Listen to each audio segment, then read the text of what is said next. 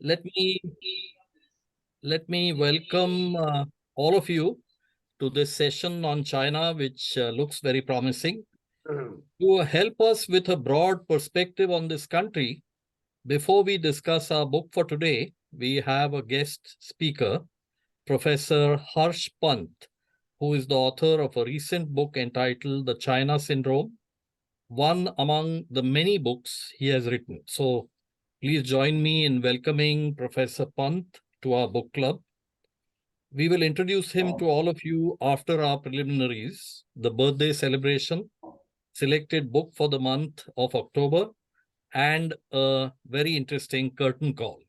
So with that, let me pass it on to Srinivas.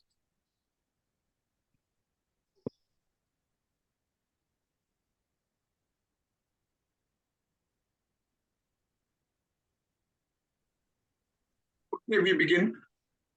So we're going to read Age of Ambition. Before that, we have two birthday people, Kenny and Vinita. Vinita is with us. I think Kenny is not enjoying.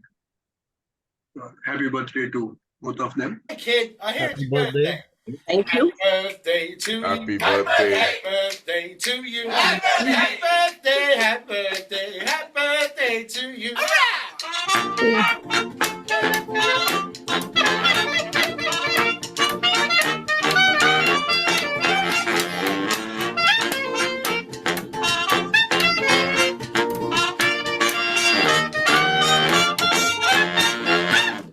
Happy birthday! Hey, Thank you. happy birthday. Yeah, Vinita. happy birthday, you. Vinita. Yeah, that was a nice song. I told Srinivas it sounded like Goans in Mumbai. You're right. Absolutely right. Yes. Okay. So now we'll move on to the book. Manas has suggested three books on the three different backgrounds, and one that has been chosen is State of Freedom by Neil Mukherjee. So we are going to come back to, we're going to revisit India. I think India we are going to have next month as well as the month after. So it has won hands down with 57% votes. Very impressive win for the book. Yeah. Great. Yeah.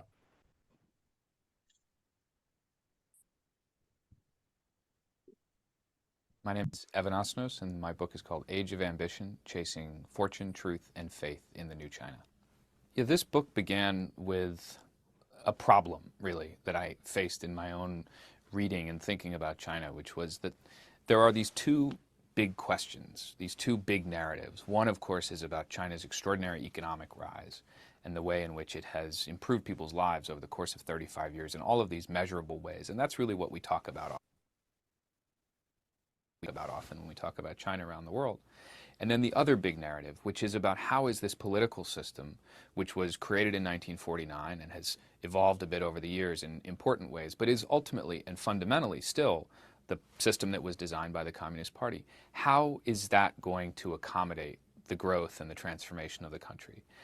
And what I decided I needed to do was to put these two narratives into a single portrait and to understand them as part of a coherent system, because that, after all, is what they are. When I moved to China in 2005, I was overwhelmed by this sense that the people I was encountering were in the midst of transforming themselves by sheer kind of unrelenting will.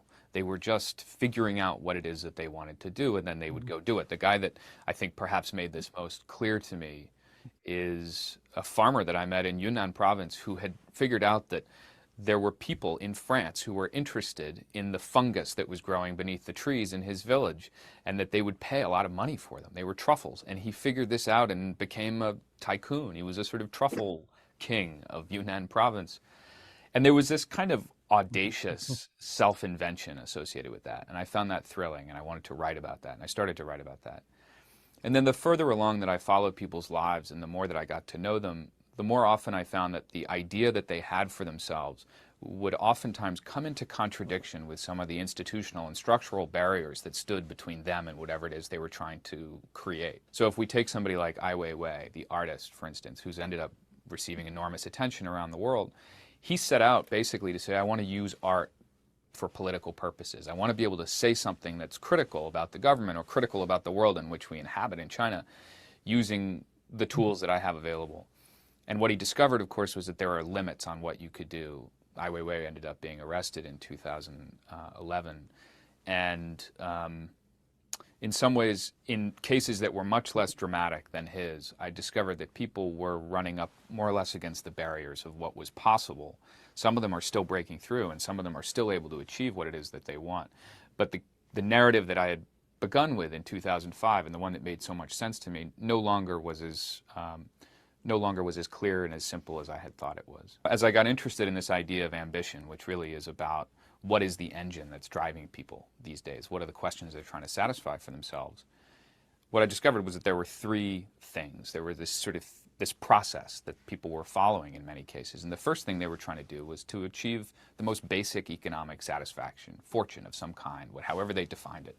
In some cases, that was enormous fortune. In other cases, it was just sort of getting a nest egg.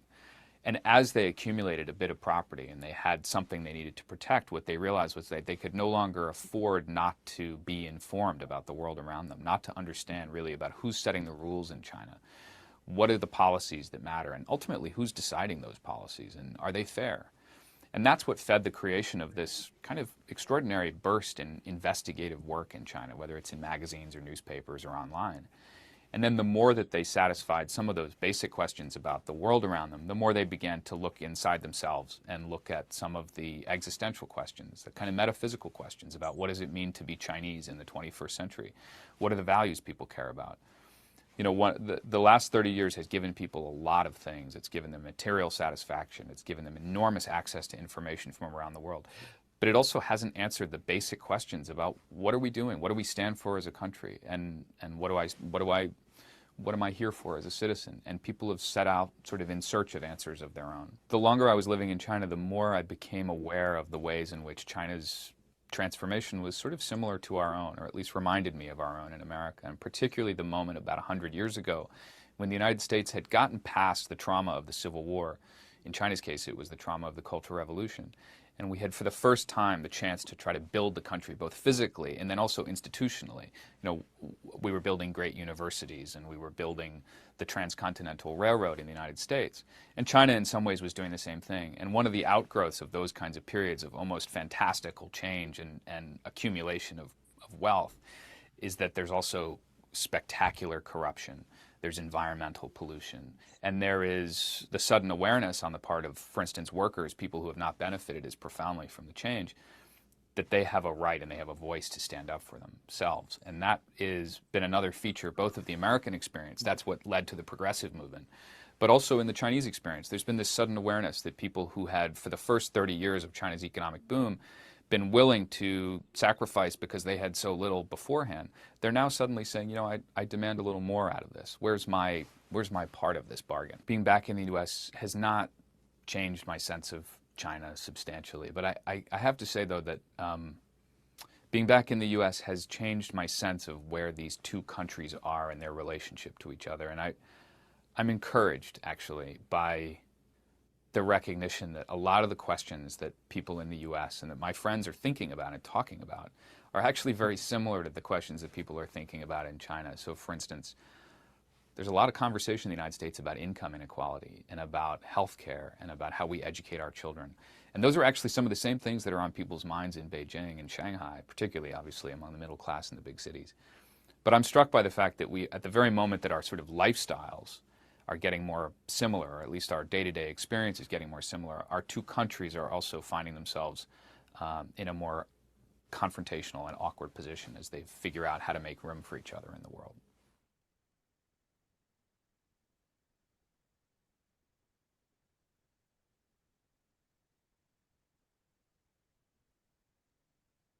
Yeah, Thank there is you, another Sunil. stake.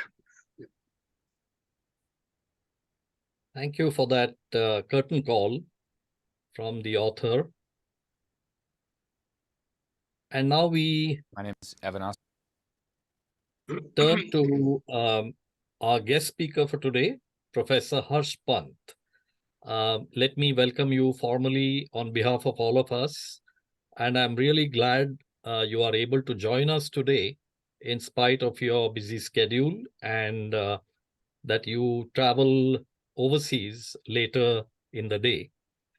So without taking too much of your time, I'm going to pass it on to Raja, who has been in touch with you, to introduce you. I'm just hopeful you will take on from the point where Evan Osnos left off in the year 2014 when his book was published. So to introduce you, no one here is better positioned than our Reader of the Month, Raja, who has done just everything to help you join us today. So with that, let me hand over the microphone to you, Raja. Yeah, thank you so much, Milind. And once again, we're so fortunate and excited to have Professor Harsh-V Pant with us today as our guest speaker. It's my honor to introduce you, Professor Pant. He is the Vice President, Studies and Foreign Policy at the Observer Research Foundation in New Delhi. ORF is a forum that aims to encourage voices from all quarters, geographies, and gender, both those that fall in and those that question dominant narratives, and brings contemporary global debates to India. He's also the Professor of International Relations at the King's India Institute and Honorary Director at the Delhi School of Transnational Affairs. As you can see, Professor Pant has been a visiting professor or visiting scholar or fellow at well-known institutions, including at our sister institute in Bangalore and other eminent institutions around the world in the US, Canada, and Australia. If you go to the next slide, Srinivas. Professor Pant currently focuses on Asian security issues, and he writes regularly for various Indian and international media. He is also a prolific writer who has authored many books and publications. What's shown on the screen is only a subset of his writings.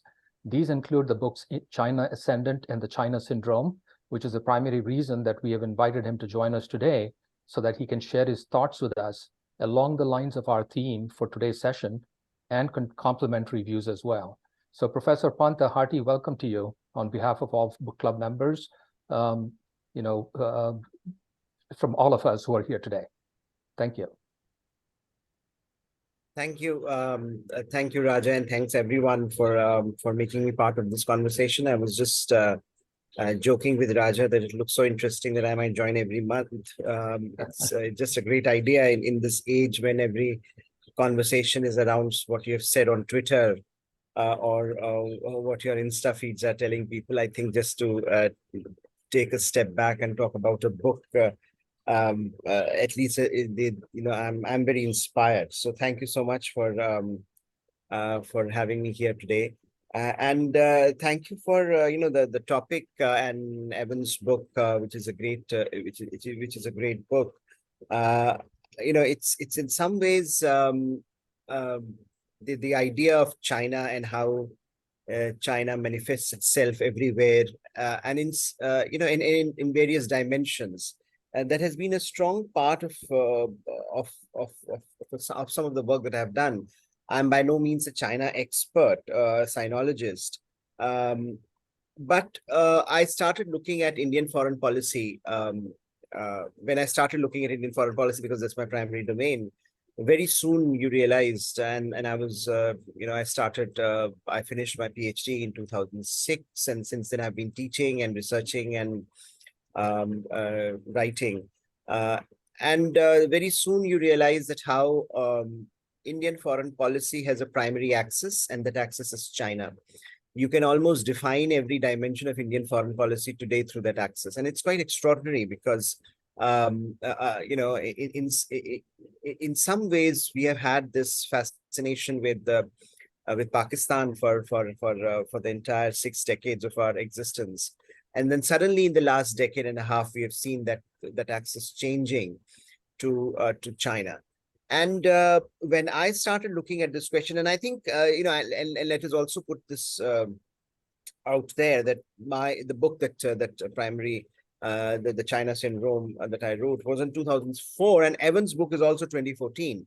Now, if you're looking at China today from 2023, 2024, which is the decade into Evan's book has come out, I think in some ways the sense of the questions have not gone, but things have happened so rapidly over a period of time. In fact, even as we speak, China is undergoing a transformation, because today the questions that observers of China are looking at, they are looking at a very, very different China, which is in some ways is on an economic downward trajectory. This sense about China's economic rise also is being given a pause and a rethink, that perhaps China has now plateaued, and the indices are telling us today, whether it is demographics, whether it is the economic rate of growth, or whether it is the kind of domestic challenges that China has been grappling with through the post-COVID period.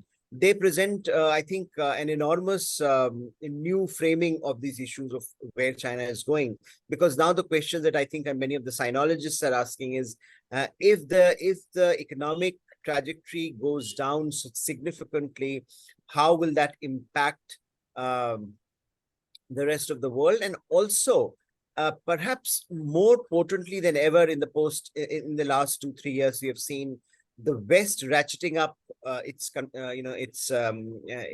its constraints around China's rise publicly.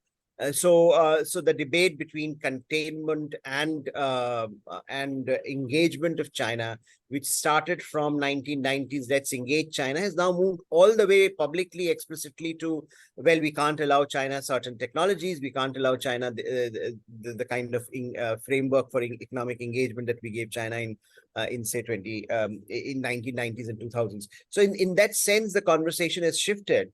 But going back to what I was trying to do in 2004, it looked from India's perspective, what was interesting was that as India started rising economically after economic liberalization later in 1990s and then in 2000s early, the economic growth story was getting better. And at that point in time, the question that policymakers in India were asking, well, look, we have as we grow, China can be an important partner, because China is the dominant economy, China is the dominant player in the region. And the assessment of a lot of policymakers in India was that China and Chinese policymakers, Chinese Communist Party, has also shown to be very pragmatic. If you look at Chinese diplomatic history, if you look at Chinese economic behavior, they have given every indication that they are very, very pragmatic. They seamlessly moved from the Soviet camp to the American camp in the 1970s. They realized that the whole Kissinger opening up China to the West was a remarkable feat, both for Kissinger, but also for the Chinese Communist Party, because then they looked at a very new, carefully calibrated economic global balance of power, where they became, the key player in sort of defining how that balance of power was evolving. And some would argue that America won Cold War not in the 1990s, but they won the Cold War in 1970s itself, once the Chinese moved out of the Soviet camp and became part of the became part of the American fraternity, if you will. So in that sense, it was a very, the idea was that the Chinese have always been very pragmatic. And as India's economic rise takes shape, for all of China's engagement with Pakistan, which was a big problem for India, ultimately, China will realize that, look, Pakistan is a dead end. Pakistan is not rising. Pakistan is economically not doing very well, and Pakistan is not going to give them the global cachet that perhaps an engagement with India can give. So you see that transformation starts happening in terms of the intellectual community in India, and the framework. I think the political framework that was devised in late 1980s. Was a very interesting one, because that framework essentially said, when Rajiv Gandhi goes to China in late 1980s, and that political framework continues to operate till Galwan crisis in 2020. And the framework essentially was very simple. It said that, look, we have a problem on the border. Let's look at that seriously. Let's keep talking about the border problem. but let's not get the border problem. Let's not let it dominate the entire Sino-Indian relationship. So let's work on trade. Let's work on people-to-people ties. Let's work on, in fact, global engagement. That there are issues like climate change. There are issues like how, as rising economic powers, we want global economic restructuring where we are on the same page. Let's work and create appropriate frameworks so that we can bilaterally engage with each other. And so you would recall that that a lot of the things that the Indians and the Chinese used to say on the global platforms when they used to meet, whether bilaterally or whether as part of first RIC, which is Russia, India, China trilateral, which later became BRICS, Brazil, India, Russia, Brazil, Russia, India, China, and South Africa was added. And what was the message from these platforms? The message was actually taking aim at the US.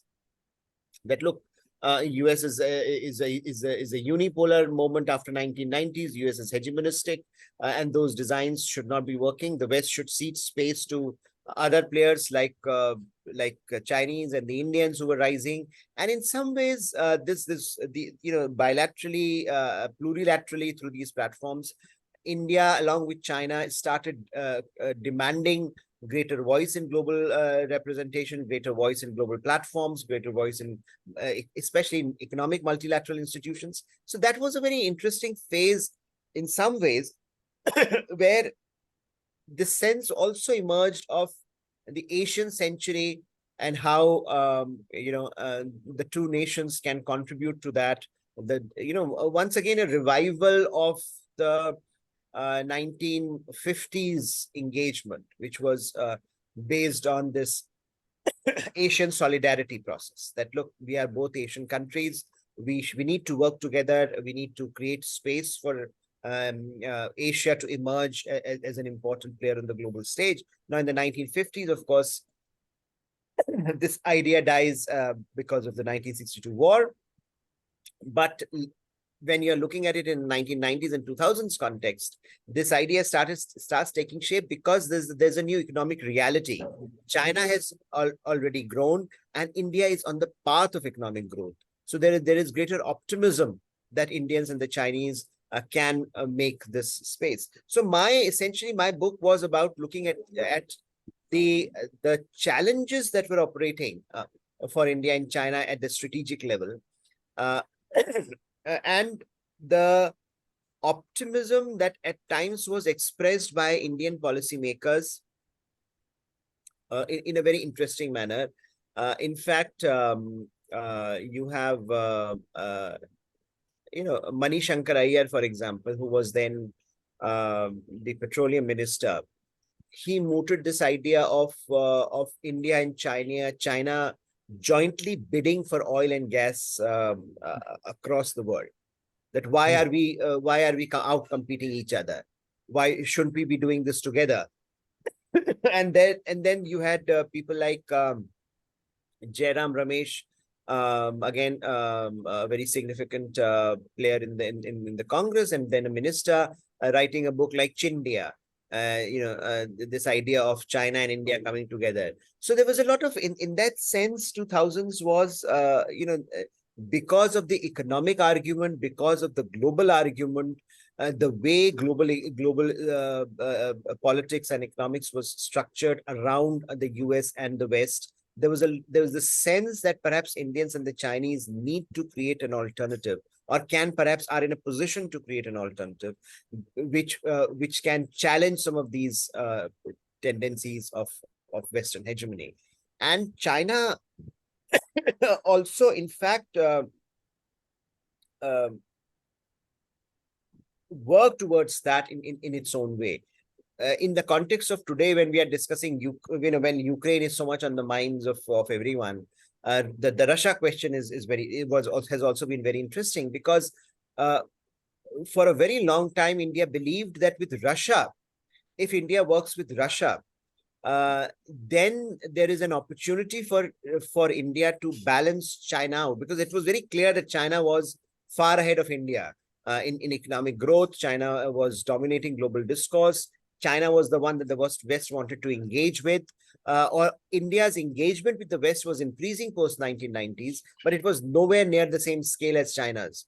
Now, India therefore had to balance these competing interests. Now, India realized that with Russia, if it joins Russia and China comes together, then there is a greater semblance of balance in those relations. So you see this, there was this Russia, India, China trilateral that later on became BRICS.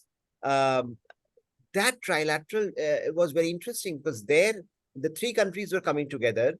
Indians and the Russians were on the same page because they were reluctant to let Chinese have all the power or the dominance in that trilateral.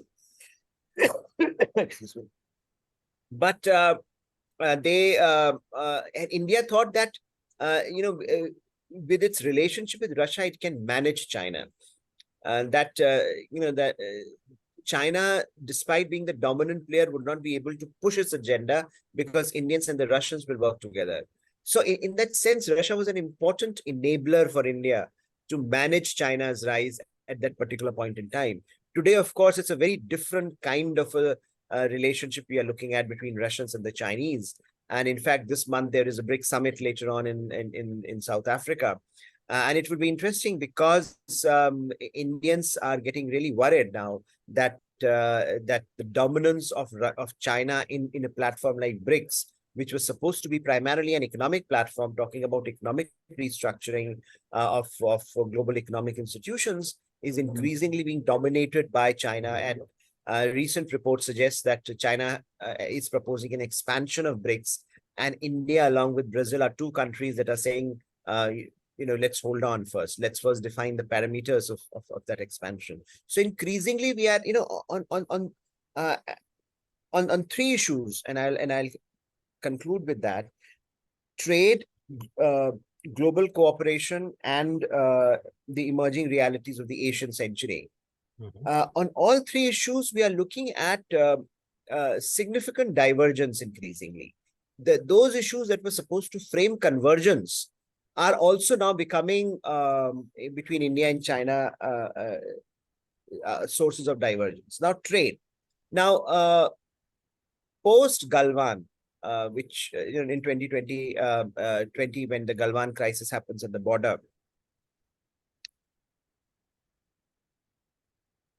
India's wholesale reevaluation of its China strategy occurs, which is that the framework that I was talking about, that let's keep talking about border, but let's not border decide the entire reality of our relationship. That comes under strain. Today, if you hear Dr. Jaishankar, if you hear Indian leaders, what are they telling us or telling China? They're telling China that unless border issue is resolved, our relationship will remain abnormal, which is how they describe the present state of affairs. That our relationship is not normal because the border issue is not normal.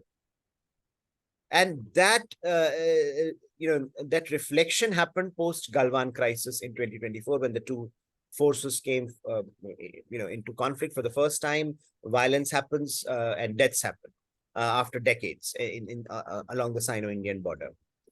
So in a sense, one of the first casualties or the targets becomes that, look, we have to be aware that and this is happening across the world, but India took, for India, it was Galwan crisis. For others, it was COVID-19. This idea that over-dependence on China is bad. That argument, that trade by definition is good, to an argument today that trade without political trust is a problem. In the past, the argument was let's trade and become friends. Today, we are saying let's trade among friends. So there's a very different conception of global economic cooperation that is taking shape. You look at how the West is engaging with India. One by one, countries, recently Germany came out with its China strategy. Remarkably, for a country like Germany, it's a remarkable statement of intent. German government is telling German companies, please, when you decide to do business with China, you are on your own. You have to calculate the geopolitical risks in your assessment of costs and benefits. Now, and India has for some time now been doing that, saying that, look, we can't allow Chinese investments in certain sectors. We can't allow Chinese companies in, I mean, the whole Huawei debate that happened in India was around these parameters, that to what extent can economic trade cooperation, technology cooperation be politically neutral, value neutral. And I think that, in that sense, the evaluation or re-evaluation of trade relationship, economic relationship between India and China is undergoing. Now, if you look at the numbers today, the numbers are still very high, but the numbers don't tell you the story, because increasingly most of the trade is happening in the intermediate sector. We are importing increasingly only goods that are required for our manufacturing base, and that is a shift that is happening across across countries and across India's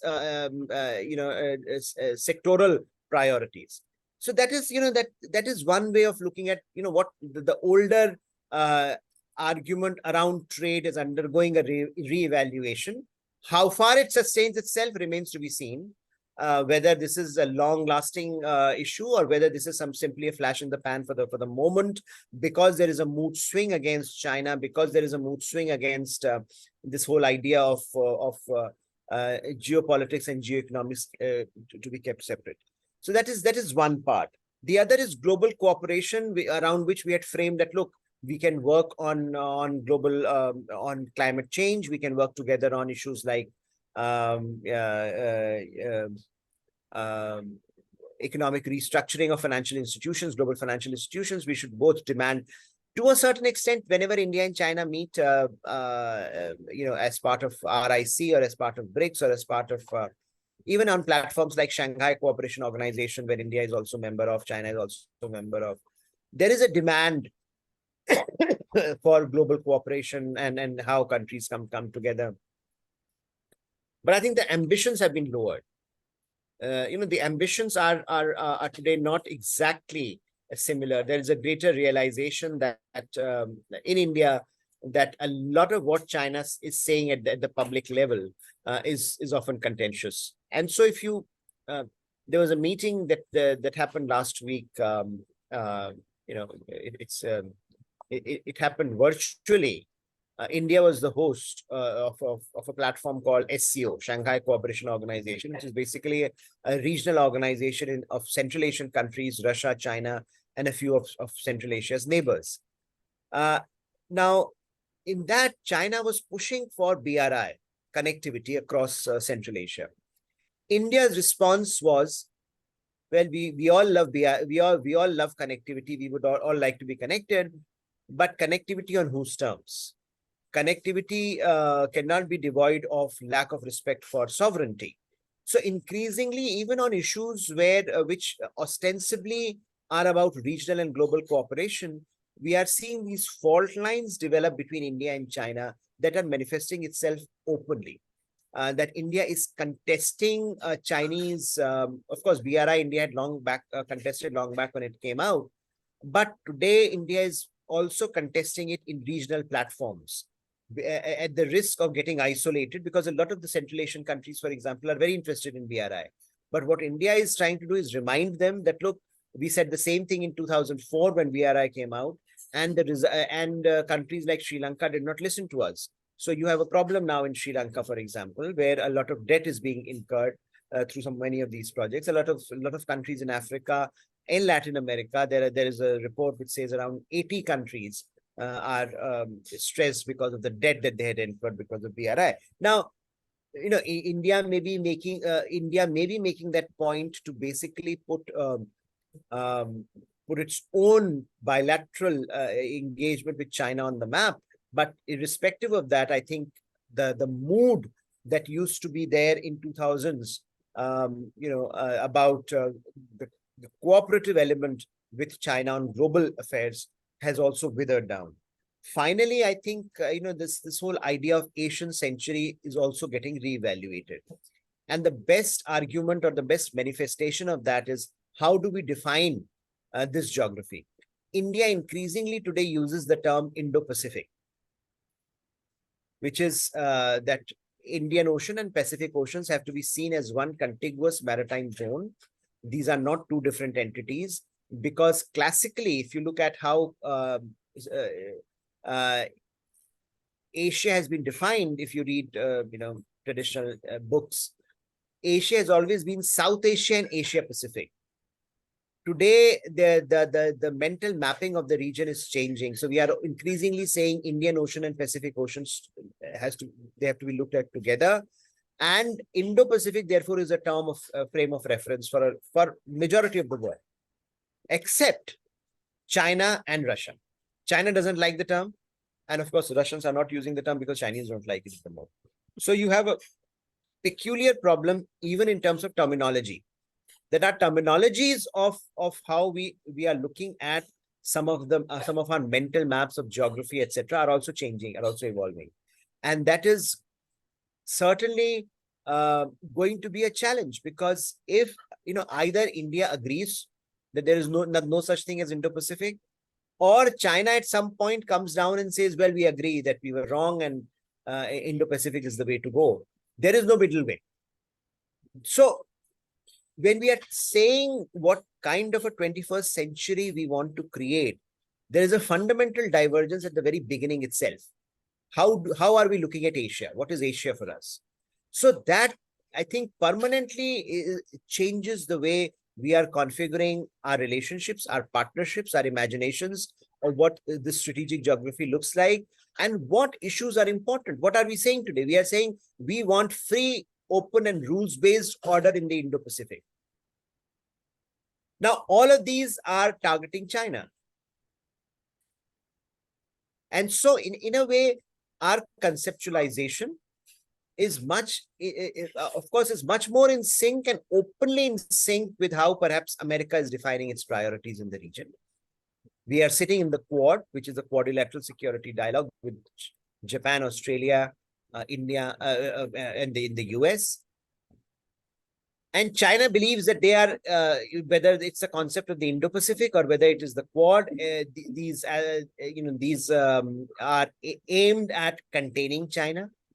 So you have the older argument of containment of China that is back according to the Chinese. So they have a problem with that. And that in some ways is leaving very little scope and space for a relationship with China that can be considered to be normal. And therefore, Jaishankar is not right when he says we are in an abnormal phase in our relations, because even those areas which were supposed to provide normalcy to the relationship, which at least India thought that could provide normalcy to the relationship, trade, people-to-people ties, global cooperative frameworks, Asian century frameworks, they are all devoid of any substance at the moment. And therefore, the challenge for India increasingly, in China was a challenge in 1990s, in 2000s, China is a challenge today, but the nature of that challenge has changed. And I was struck by, I will conclude, when Evan said that, look, we are perhaps at the societal level, the aspirations of the people of China are very similar to what the aspirations are. And I would say the aspirations would be very similar to what people in India have today. And they also want to be on the developmental trajectory, fast development, a greater economic transformation, fundamental economic transformation, a very aspirational society that India is today. But what I think has happened is that China's political structures have undergone a transformation, not in the sense that Communist Party has ceded space to others, but the elite in the Communist Party, which at one point used to say, hide your capabilities and bide your time. Like that was Deng's point of view, Deng Xiaoping's. Today under Xi Jinping, we are looking at a much more assertive, much more in-your-face Chinese Communist Party's leadership.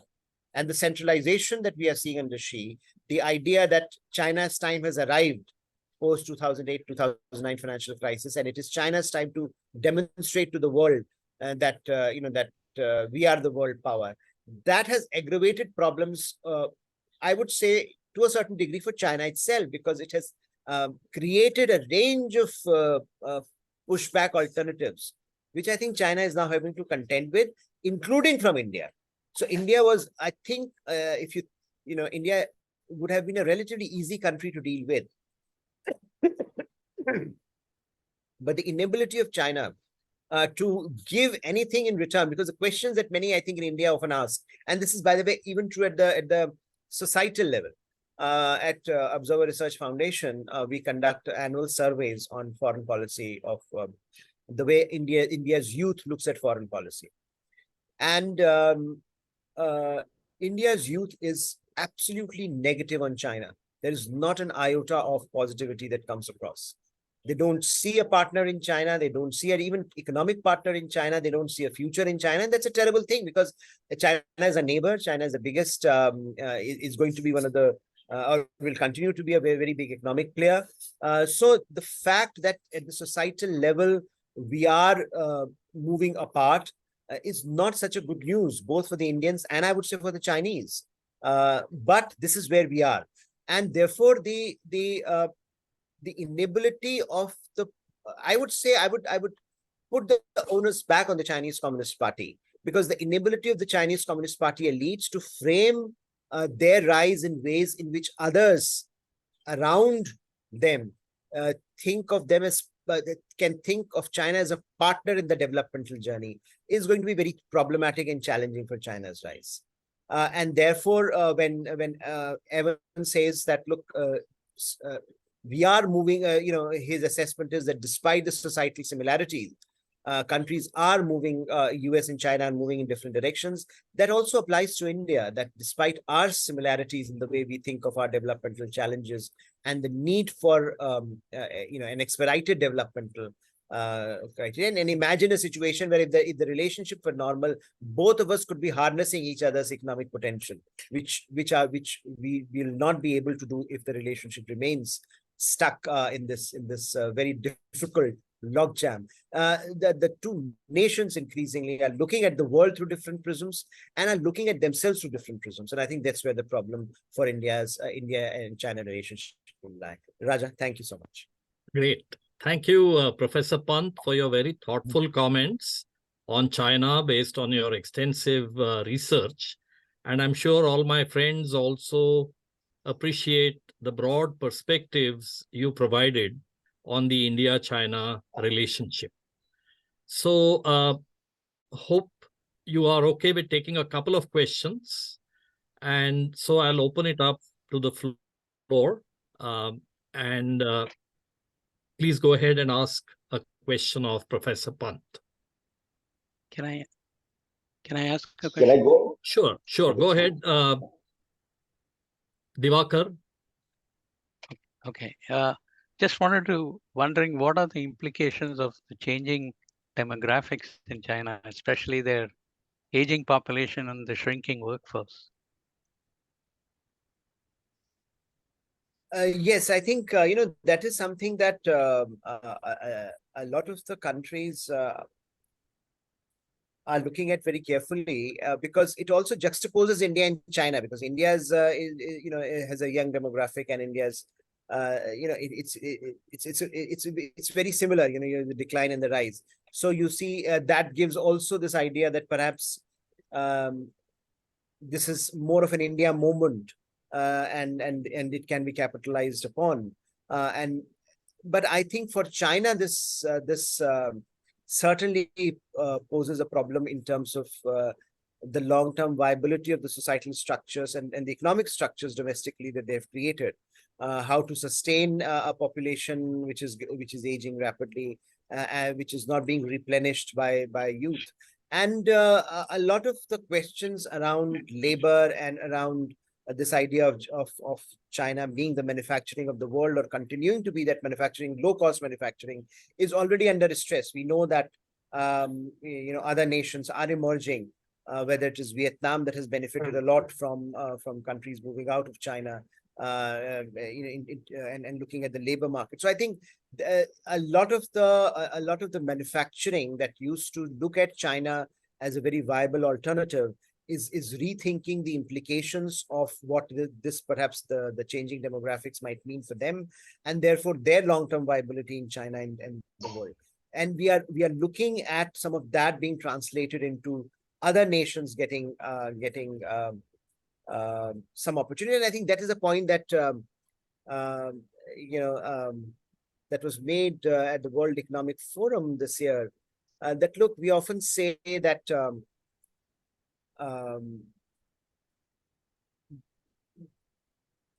that there is great inequality in the global economic the global economic order is fundamentally iniquitous. It has benefited some countries more than the others.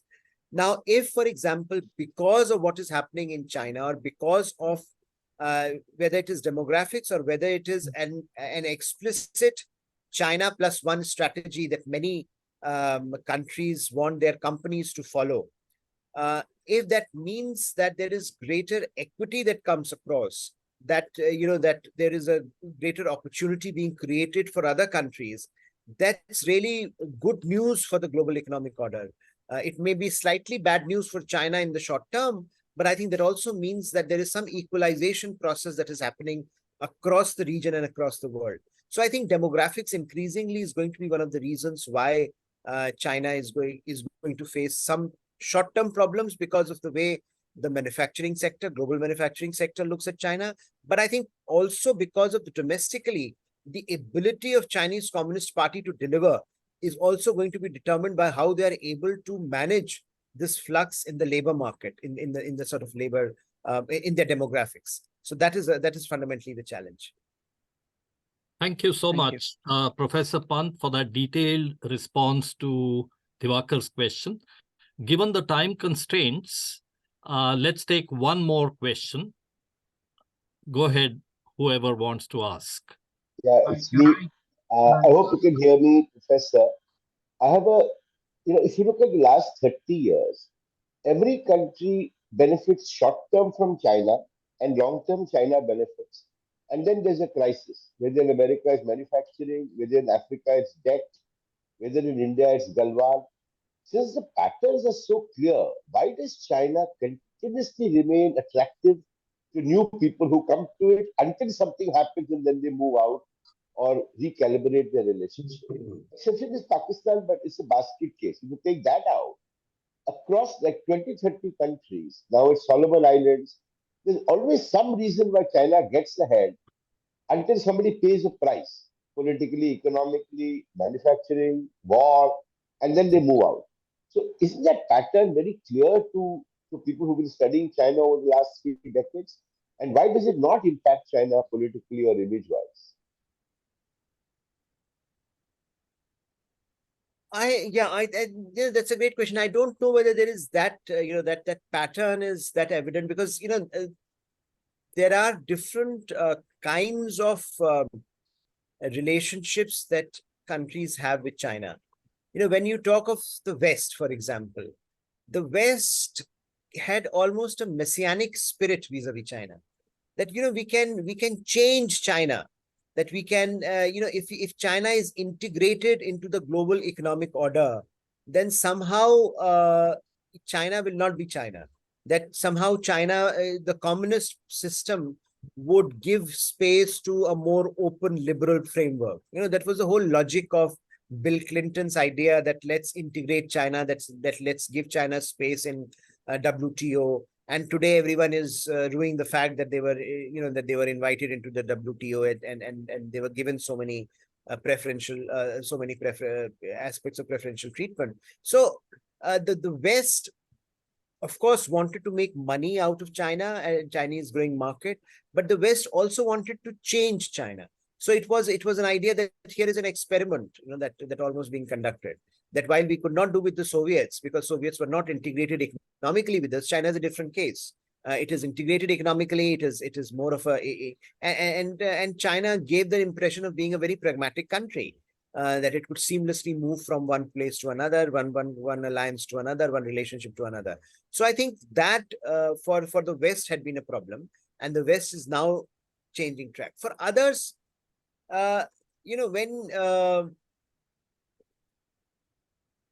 if you look at the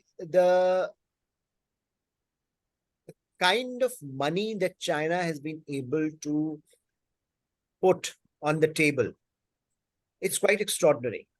when you are looking at the whole economic engagement with China post 1990s, you see that a China that is economically very powerful, has a lot of money, can give a lot of aid, and China that also can put some relevant ideas on the table, like connectivity. Belt and Road Initiative, India criticizes, and today everyone criticizes.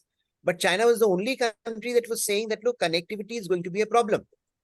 And for a lot of the countries that are not connected, that were not part of the global economic mainstream, the idea is very attractive that connectivity from China, connectivity with Chinese resources, connectivity with very limited effort from their side is a good thing, is a no-brainer. So I think for a lot of countries in Central Asia, in Africa, in South Asia, for example, a lot of the countries, Sri Lanka, for example, or even Nepal and Bangladesh find certain projects very enticing. This idea that we can be part of the global economic mainstream through Chinese money is a very lucrative short-term, as you put it, idea.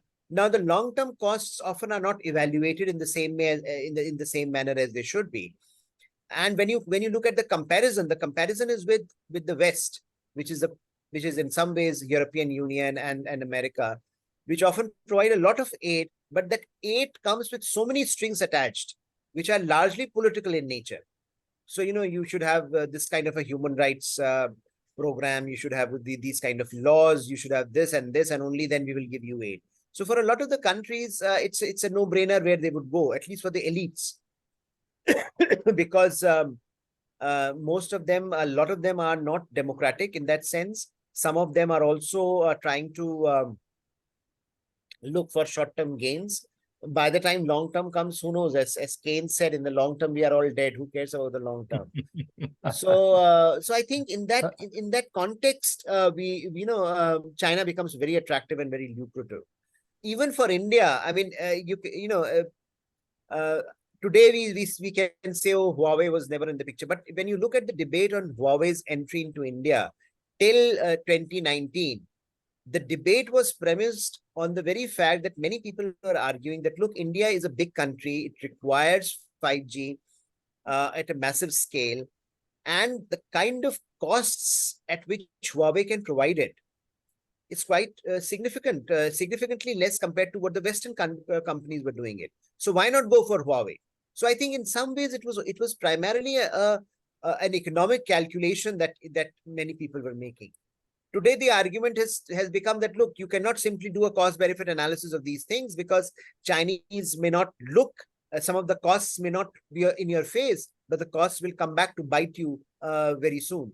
So I think those issues have always been there. And China's, and I think that's where the nature of the regime perhaps matters. That if you have a regime that is opaque and lacks transparency, then the challenge therefore becomes, how do you assess the long-term likelihood and the long-term costs associated with their engagement? Thank you. So thank you, Professor Pant. That is a brilliant exposition of the interplay in motion across the various consortiums and alliances in the region that you mentioned, and the need to strike a delicate balance, and the need to tread gingerly, especially where there are fault lines in the relationship between the two countries. So thank you very much for that really, really interesting session. And I know you've been under the weather and you are scheduled to travel later tonight out of India. But in spite of that, you made time to be with us. So really appreciate that a lot. You're welcome to stay on with us, but we will understand, if you have to leave, given the tight schedule that you have. So thank you once again. Thank you. Thank you so much, Professor Pant. Yeah. Let's continue with our session with that guest speakers remarks that was so beneficial to all of us.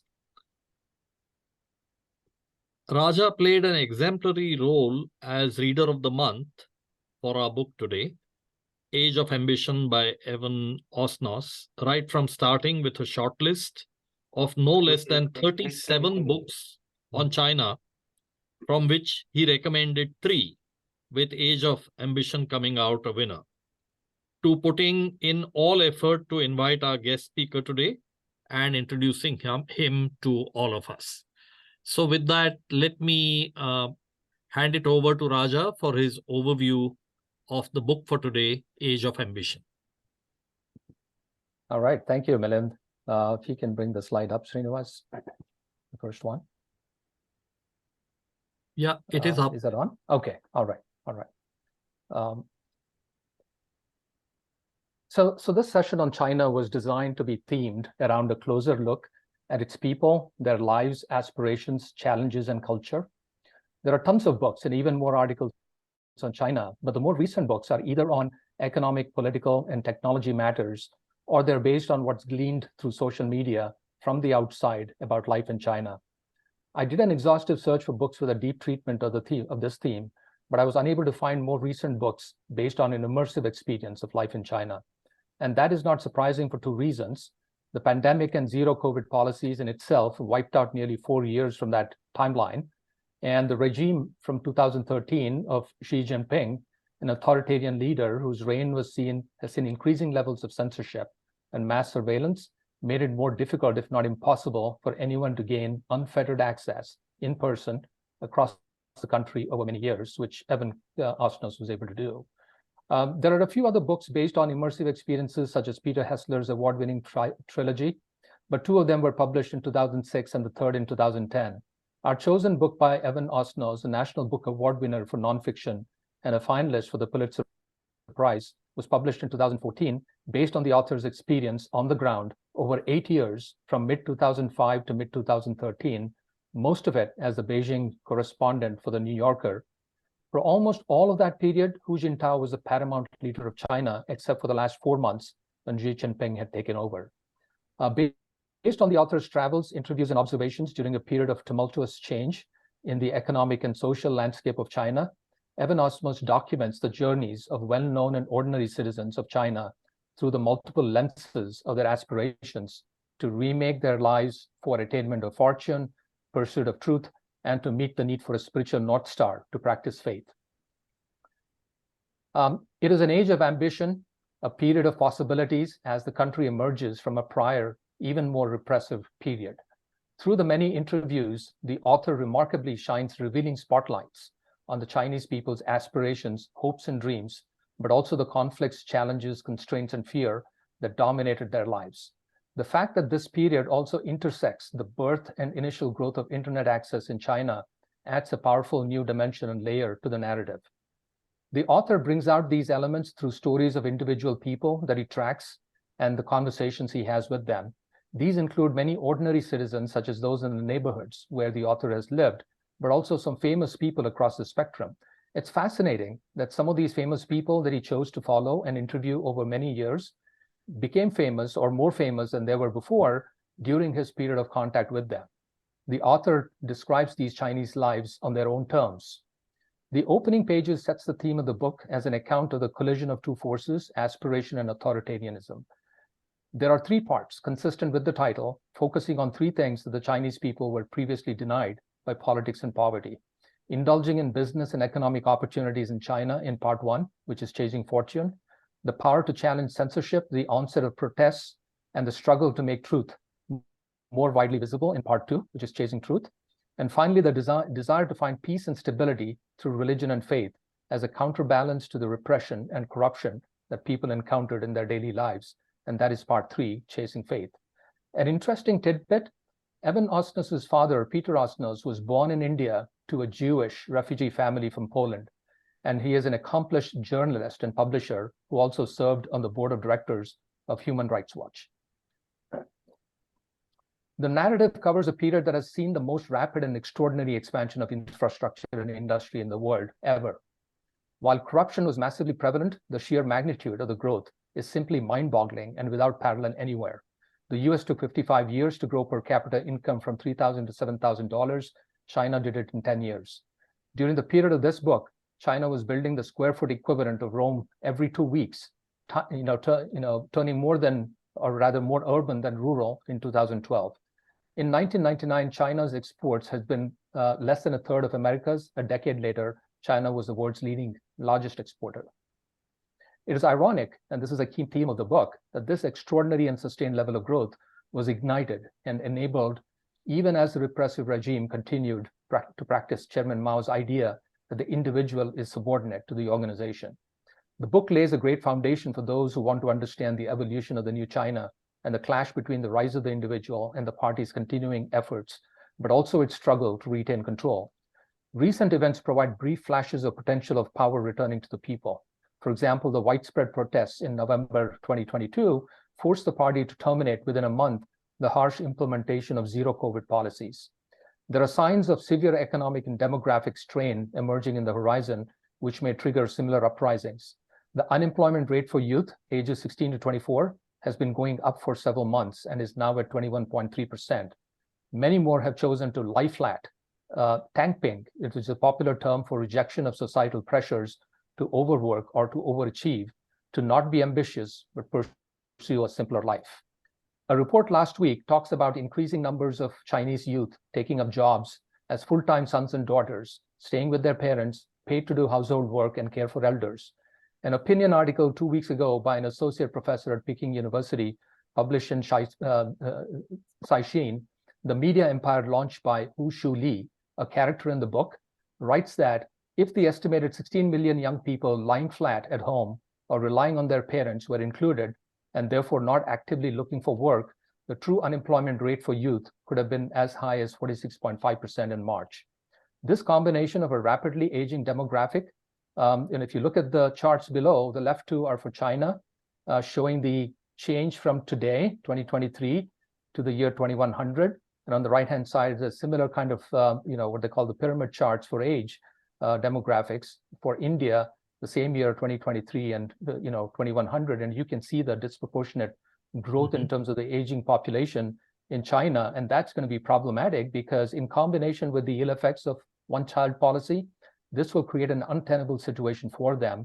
It's known as the 4-to-1 problem, where one adult child will have to provide support for 2 parents and 4 grandparents. So how will the newer China cope in these circumstances? How will this affect the Chinese people? What paths will they seek out for relief? What will be the impact on the rest of the world and China's place in it? Picture abhi baki hai mere dost. So I'll just conclude with that. Yeah. Thank you so much, Raja, for that very comprehensive overview of the book. And just like the title of the book is expandable as Age of Ambition, Chasing Fortune, Truth, and Faith in the New China, the reflections that follow will expand on this overview presented by Raja in increasing intensity as we listen to Rama on fortune, Abdul on truth, and finally Manas on faith. So let's start with Rama. Go ahead, Rama. Can you hear me? Yes, we can hear you. Yeah. Yanks, can you have my slide up, please? Yeah. So first, thanks, guys. And I thought Raja, like all of you, had chosen a brilliant book. So a bit of personal story with my bias, actually. I was in '95. I was in the running to go to China as the CFO. And at that time, they had a role in Brussels. And I ended up taking up the job in Treasury in Brussels. On a lighter front, I guess Kavita would never have wanted to meet up with me in China. So something lost, something gained, really. But even more importantly, as we read Evan Osno's books, or rather as I do, multitasking, listening to it in Audible with the author's great narration, I obviously wondered whether I'd made a strategic mistake.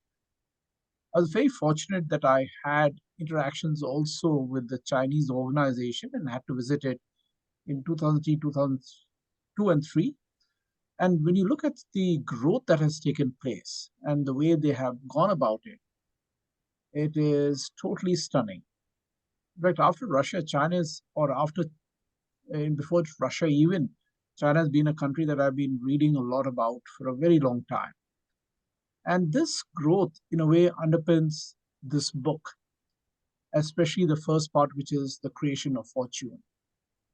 Now, when you look at a journalist, especially a classy journalist, Evan Osnos, the book reflects their professionalism, where they turn storytelling both into an art which is anchored with a character or a theme. And to me, it reminded me of a Chinese or Japanese painting, which he built with very delicate brush strokes, and which I enjoyed very much at least. I think, unlike many other journalists who operate out of China, because he had studied and understood Mandarin, that made him even more effective, and he was able to integrate into society even better. And in a way, his pursuit of fortune, as is shown by the ideogram on the right, which is the fortune ideogram, is an indication of that. Now,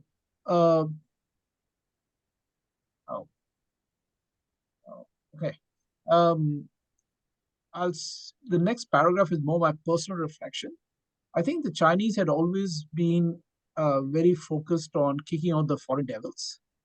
And that kind of structure made a big difference to me, because when I was discussing with some of my Chinese colleagues, they looked upon India with also a great degree of admiration, because in the 40s, 30s, 50s, we were able to kick out the Brits.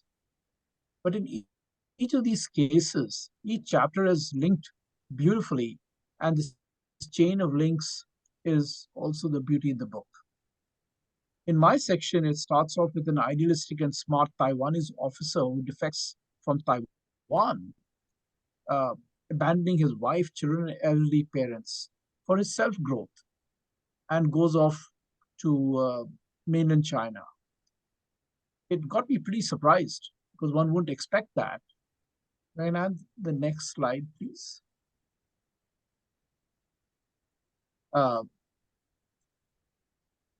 And Evan Osnos goes after that and talks about how major events are airbrushed out of history, especially, for example, the Tiananmen Square massacre.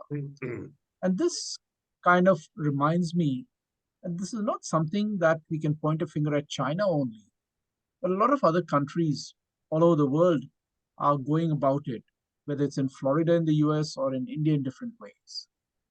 But what I found really beautiful about his account is that the common man, and this kind of blew up my wrong perception of China, but the common man, despite the personal cost or risk, report on issues as they happen.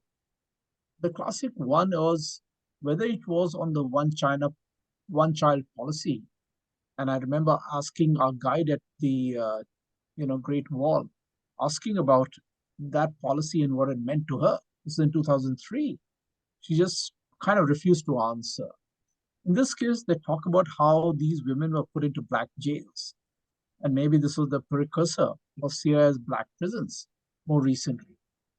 He then goes on to build on how the internet kind of flourished in China, and how individual entrepreneurs just seized that opportunity with both hands and built the whole structures together.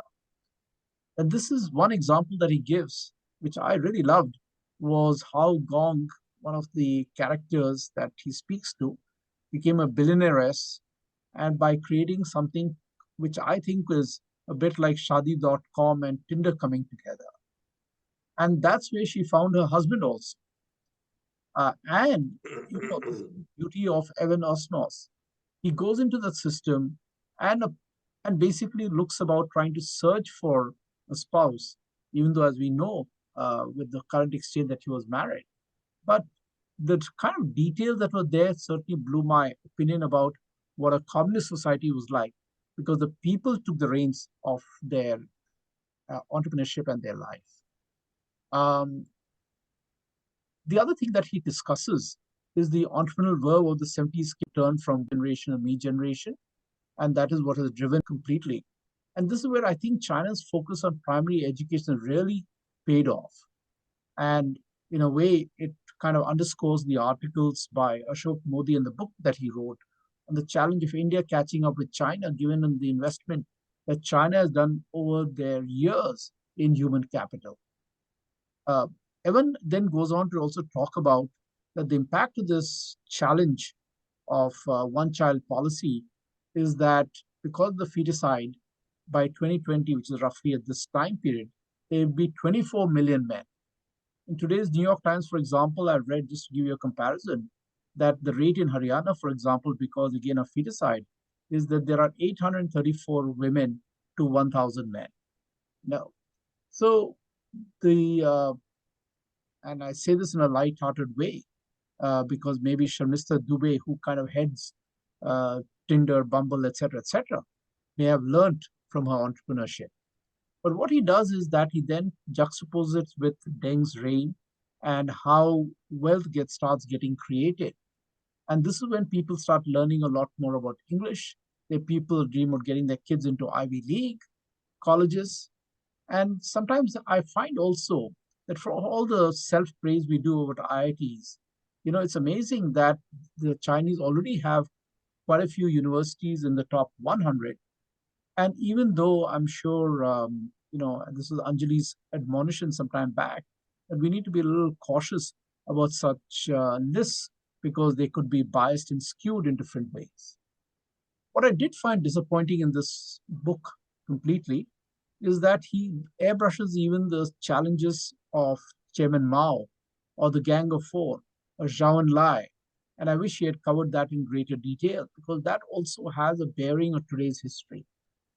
And then the last thing is that I always admired the Chinese Olympics stadium, which had a bird cage design. And I never understood it until I read this book. But I think the essence is that in a bird cage, birds may think they are free, but they actually are not. And to me, that Olympics design is a pretty good metaphor of what life is in China today. I'll stop with that. Thanks for your attention. Thank you, Rama. That metaphor you used was a very powerful and vivid one. The rise of fortune that Rama described so well brought in its wake the challenge of grappling with truth, more particularly grappling with unbridled corruption. And to describe the second part of the book, we have Abdul providing his reflection. So go ahead, Abdul. Thank you, Milind. China has been the ultimate economic success story of our times. Here is a country that was dirt poor when we were young, but today has become an economic powerhouse. From exporting to athletics, here is a nation obsessed with winning and is willing to relentlessly work for it. China has built world-class infrastructure, including long bridges over the sea, dams that harness the mightiest rivers, and skyscrapers that leave you speechless. The Belt and Road Initiative clearly shows China's determination to become a world power, similar to what Great Britain was in the 19th century. But there is a price that any nation has to pay for such rapid growth and for fulfilling such grandiose ambitions. To a great extent, Ivan Osnos is trying to identify the cost that China has decided it will pay, no matter what the consequences are. The dissident writer Liu Xiaobo saw China, the miracle, as the miracle of systemic corruption, the miracle of an unjust society, the miracle of moral decline, and the miracle of a squandered future. The Communist Party sees it differently. In their narrative, China is the victim, subject to invasions by Mongols in ancient times, Western powers in the 19th century, and Japan in the 20th century. They have decided that their time has come to avenge all the past humiliations and assert their destiny as the world's foremost power. If in doing so, the environment is destroyed, if a few thousand dissidents are jailed, or entire minority communities are subjected to cultural genocide, they see no reason to apologize to the world. Between 2003 and 2019, I used to go to China several times in a year to teach and must have made close to 50 trips. These frequent visits gave me a rare opportunity to observe their culture and make many close friendships. Until about 2016, I used to think of China as a more open society than Singapore, where I also had spent a year. When I go out with the Chinese for dinner or to a karaoke bar, they used to really open up and criticize the government without any fear. I once even had a middle-level Communist Party official tell me that she has no faith in the party. By the way, every class I taught used to have a party official whose job was to keep track of what other students say and what sympathies they display. Figuring out who this person is was a faculty pastime. Anyway, but in recent years, it has changed dramatically. There is a pervasive environment of fear, and no one wants to say anything critical. Just like credit score in the West, in China, there is a citizenship score based on your adherence to the party line. A low citizenship score can ruin your prospects in every walk of life. How does the government calculate the citizenship score? China today is a surveillance society where the government watches every move of its citizens. Cameras are watching you everywhere, and biometric identification techniques make sure that even if you are in the middle of a crowd in disguise, they can track you. In the past, when you do a Google search, the results used to be filtered. Now, you cannot even access Google. Most Chinese are unaware of what is happening in Xinjiang. They only know what the government wants them to know. Corruption was pervasive in China at every level. Government officials made millions through bribes, and their cronies became millionaires through crony capitalism. There was considerable resentment among the people about corruption. Xi Jinping's political genius was to tap into this resentment. He decided to punish the corrupt publicly and harshly, but selectively. That is, politicians and officials who belong to rival factions or who could be potential future rivals were all caught and punished for corruption. The Panama Papers revealed that Xi's family has millions abroad, but most Chinese have never heard of Panama Papers. They feel happy that Xi has jailed such a large number of corrupt officials and support him. Truth is very often subjective when it comes to history. In Chinese society, there is often a sense of conflict between truth and duty triumphs over what we consider truth in most matters. For example, not just the Chinese government, but even average Chinese, including those who have lived decades abroad, see nothing wrong in stealing the intellectual property of their employers, joint venture partners, or rivals. They do so even when there is no personal monetary gain for themselves, because they see it as their duty to their motherland. My students in the executive programs in China were mostly people in the 30s and 40s, in middle or high-level management positions, both in the private sector or in state-owned companies.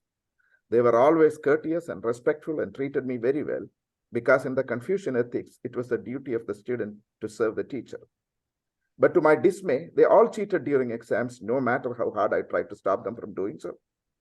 There was nothing in their moral compass that told them that it was wrong, because in their view, they were only helping themselves and not stealing from anyone.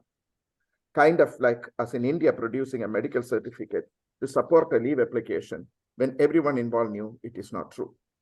Lying and cheating were among the means to survive in the harshness of the communist system, and therefore what many of us might consider as repugnant behavior are considered normal in China.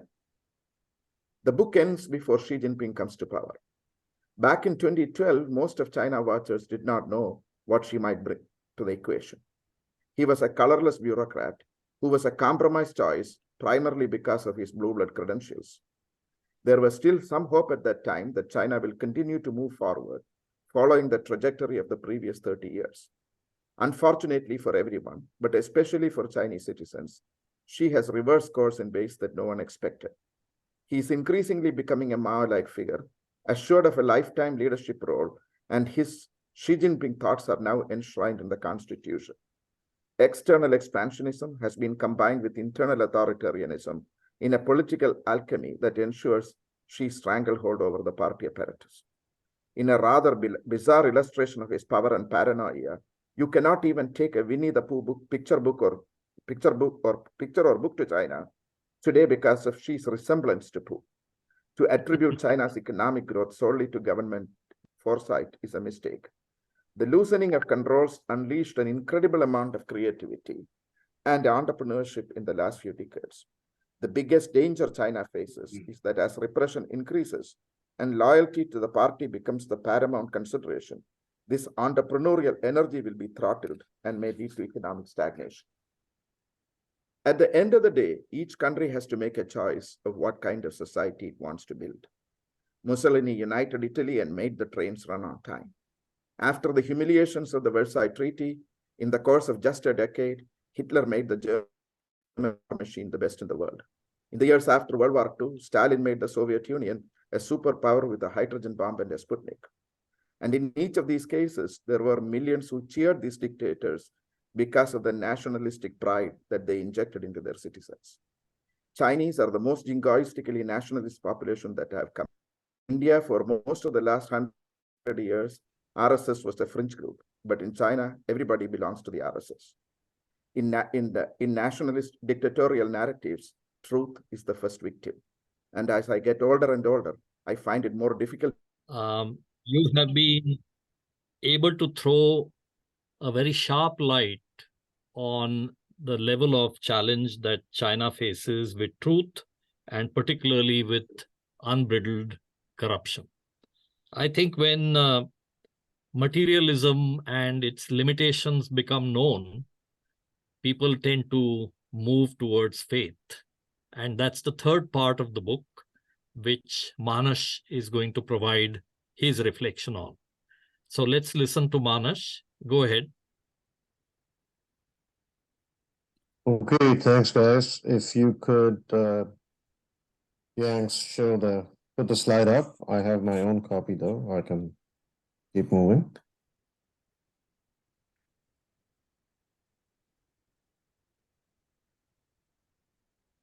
One minute, just give me a second. There was a glitch. So No problem. No problem. yeah, I'm kind Take of your coming time. up.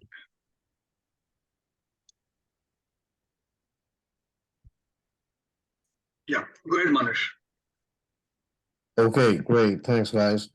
Well, starting out to quote the reader of the month, Raja, this book brings out the conflicts, challenges, constraints, and fear that dominated the lives of the Chinese people.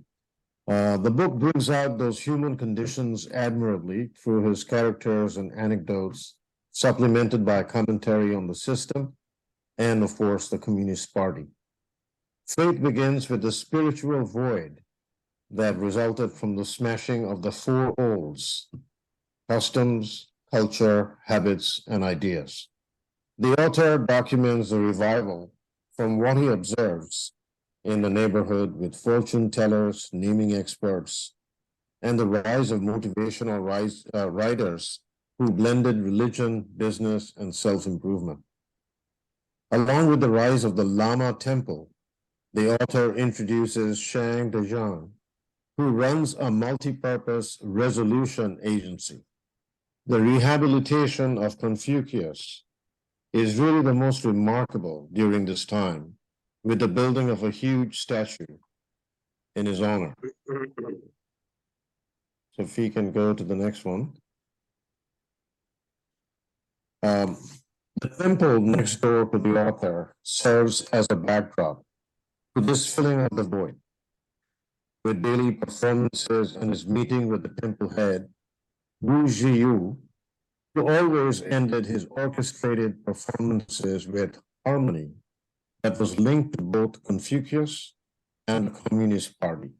So much for religious freedom.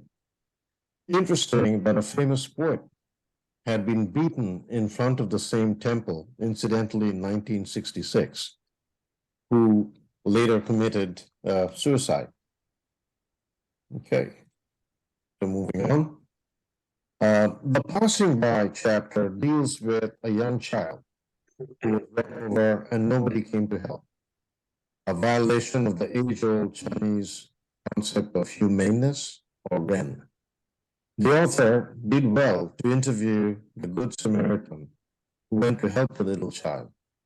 Interestingly, the Chinese later enacted a law that would protect Good Samaritans in future because everybody was afraid to help. Soulcraft deals with the new young generation and their fascination with Professor Michael Sandel of Harvard, whose course on justice, thanks to YouTube, is a global sensation. I, among many others, have enjoyed his lectures where he poses moral and ethical dilemmas and forces students to think critically. I thought I'd also share a link, so there it is. And I'm sure many of us have been exposed to Sandel's lectures on YouTube. certainly Anjali. So moving on to the next one. So in Culture Wars, this chapter was disturbing as it showcased the clash of arts and government. I was really dismayed to read about the interviews with artist Ai Weiwei, who was under house arrest. His story of being charged with crimes and loss of his passport was just unbelievable. Can we imagine, for example, our own Hussein being subject to this? Great to learn that as of 2021, he lives in Portugal. He still maintains a base in Cambridge, UK, where his son attends school, and a studio in Berlin. So moving on to the next one. So the book also documents the clash of cultures and concludes how China is facing a crisis in terms of trust, ideology, and moral standards. Fang Zhui, a biochemist with a degree from Michigan State, who dared to take on crack science, was demonized and subjected to attacks.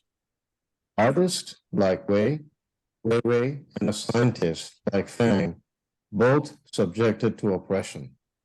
It does, however, sound familiar to recent events in America and around the globe.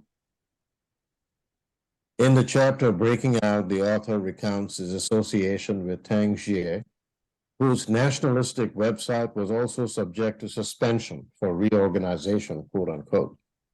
The book has numerous stories of personal and professional loss due to government interference and autocracy. I was dismayed to read about a leftist website that depicted a Nobel laureate with a noose around his neck. At the same time, we learned that the Chinese government was straining to let protesters know that they, that is the government, was on their side. It was clear that a rising generation of young Chinese were earnestly complaining about the lack of freedom of expression.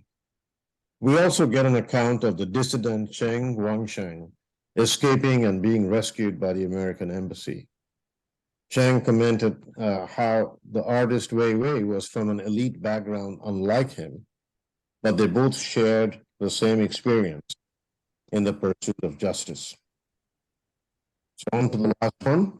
So in conclusion, the book takes a stance that China is seeing a revival of faith. From Buddhism, the Confucian temples, to the rise of even Christian churches and worship, faith is making a comeback along with a cottage industry of the occult in terms of soothsayers and the like. It is also clear that the next generation is rising towards entrepreneurship and is leaning towards moral and ethical standards, as evidenced by the rock star status of Professor Sell. However, the book is based on anecdotes while being supplemented with personal experience. Some would say that the book is anecdotal using the lens of an American journalist. I would venture some truth to that. However, it is a better version of propaganda. The book is rich with characters from the head of the Confucian temple next door to Michael, an aspiring publisher of English lessons, who bore the weight of the past in him and the future he so desperately wanted to create. While the part Faith does address rehabilitation of spirituality and the emerging social ecosystem around it, enriched with anecdotes surrounding characters, this is also about faith in China, particularly the young generation. For me, I was reminded of parallels to India while reading the book. While being politically at odds with China, there are many realities that we are quite familiar with. Let me end there. Thank you. Thank you so much, Manas. That was a very nice perspective on faith in China. I'm just going to add a footnote before we go on to the open session. First, talking about corruption, it was nice to see that Evan Osnos has quoted a research study done at my university on China and corruption. And if you want to read it again, it's on page 262. It's worth reading to understand this unique kind of corruption China has been cursed with. For another perspective on corruption, as a final footnote, with the recording of today's session, Srinivas will also put up Shankar's write-up on China and corruption on our book club website. So you might want to take a look at that along with the recording.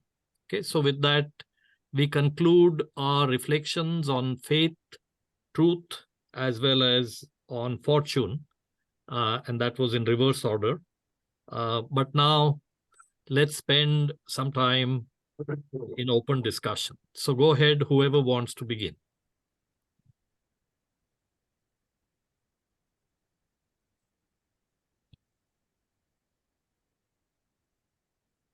Okay, maybe I'll go first. Sure. Yeah, again, I think it was an excellent choice, excellent read, and great summary by all three of the reflectors. Like many here, I think I was also curious in terms of what happened since 14 when, Osnos lead story. So the closest I think we got was what we heard from Abdul, because he's been traveling there frequently. And it's both sad and heartening, I guess, to hear about this score credit system. Maybe that's what actually kills the Chinese, right? Both from India and the US perspective, we see it as a rising threat and we need a balance and so on. But maybe Xi's social credit system is what actually puts an end to it. Yeah, it's an all-pervasive system. So whether you apply for a job or apply for a loan from the bank, they have access to your social credit score. And that if you have a poor score, you could be in trouble. And therefore, you have to conform. Whether you believe in what the party does or not is immaterial. So what about Yeah, I access think to what I the heard is- courses, yeah. Abdul? Does What that is also the require? What's the What would- difference between a FICO score and the social credit score? In FICO score, only your financial behavior is tracked. Here, every aspect of your life is tracked. Did you attend the party meeting, for example? Did you cross the road when the light was still flashing red? Any kind of your behavior is being tracked. You're not allowed to board flights, right? You get on the no-fly list very Raja wants to seamlessly. say something. Go ahead.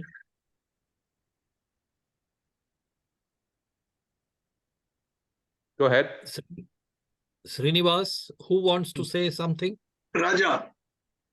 Raja. No, I was Raja, asking go the question of Abdul whether the social score is also something that they would look at for admission into your courses. Is it all Hopefully pervasive in not. that fashion? Okay. So far, no. But the problem for our courses has been somewhat different. In the past, especially government officials with money used to enroll in the course. Now they are worried about enrolling because then that could potentially lead to a corruption inquiry where they got this money. So it has been bad for our business. Corruption was to some extent good for us. But one little story I would like to tell. So I had a student who was of Uyghur origin, that's from Xinjiang. I couldn't tell the difference. He could speak, he spoke fluently, he was socially very active with the other people, etc. During a break, he came to talk to me privately. And he told me why he enrolled in the program. He said, being a Uyghur, he can never get a passport. Okay. So he thought if he enrolls in our program to attend the graduation ceremony, he would be able to apply for a passport. That would be a good excuse and he can get a passport. But he was denied in the end. He could never make it. So you may be a Chinese citizen, but if you belong to the wrong ethnic group, you cannot even get a passport in China today.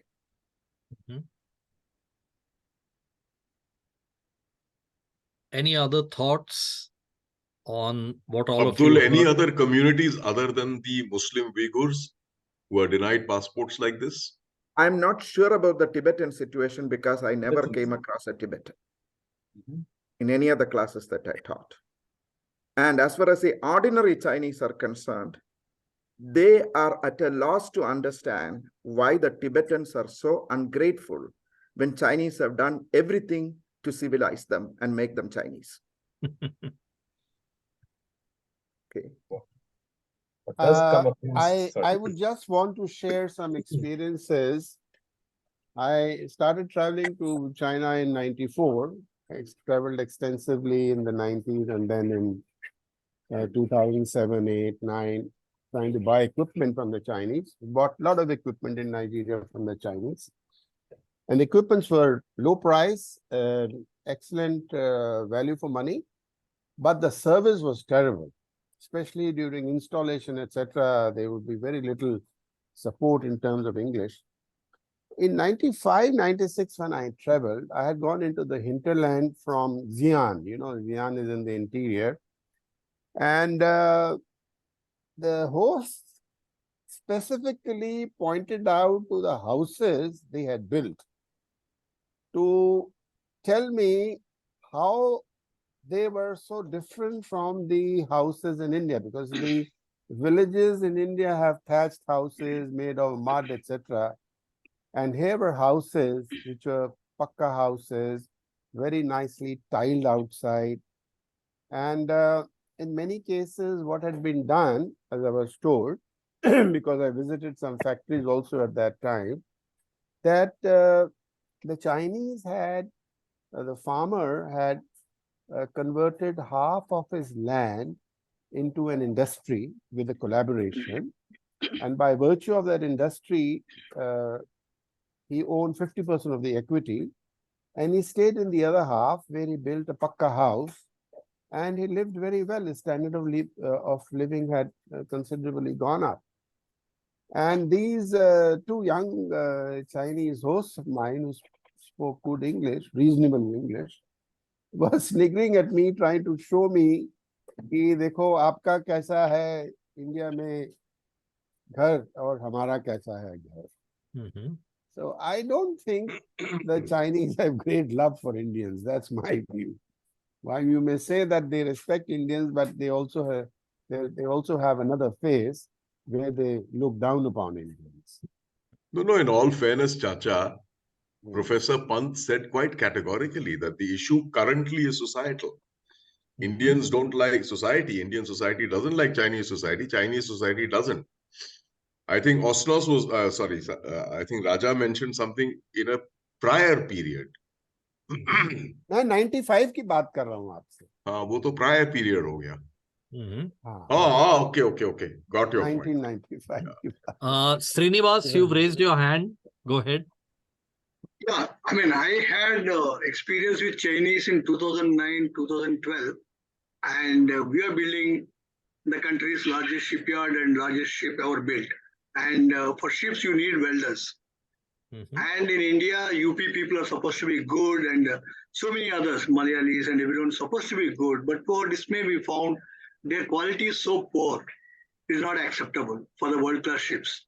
So we imported Japanese gurus to teach them how to weld. And after 6 months, we badly failed because they are so backward from the global standards. So we are forced to import Chinese workers. That's where the Chinese come into the picture. And at one point of time, we had about 200 Chinese in a remote place in Saurashtra working and welding. And I did a benchmark of their output versus the best of our Indian output. And it is 1:9. Just imagine. The productivity is 1:9. I mean, we used to think it is 1:3, 1:4. But I've actually taken a time measurements and found, and they just work all the time. Whereas our people have a chai breaks, they have a political breaks, they have all sorts of breaks. And they complain about heat, they complain about cold. Whereas these people, they just work. So now the question is that we are talking about shifting the manufacturing. And India, if they want to get a pie, I mean, how can we compete with such mindset? Srinivas, just to clarify, were these very highly skilled workers who you had selected out of a larger pool and therefore they were so productive? No, Chinese actually didn't allow best of their welders to come to India. So we actually got the whomever they allowed us to come, and then they are considered to be inferior. They also had to be trained by Japanese for some They were time. welders, Yank, they were welders? Mostly What they were? welders. We Welders. also got other people also, but mostly welders. Welders. Because the shipment, there's a lot of welding jobs get done. Yeah. Yeah, Raja, go ahead. What about compensation differences across those productivity levels, Yanks? I mean, where the Chinese, paid substantially more, because sometimes that kind of motivation, shifts the level of productivity as well. Yeah, piece rate. So or we maybe had something. actually 4 benchmarks, Raja. One was the Japanese were the most expensive. So we could afford only 4 or 5 Japanese. They are extremely expensive. Then comes Europeans, then come Koreans, then Chinese, then Indians. Indians are the cheapest. I mean, among the lot we considered, but the price differential is 1:3. We paid 3 times more than what we paid good quality Indian welder. But you got 9 times the output.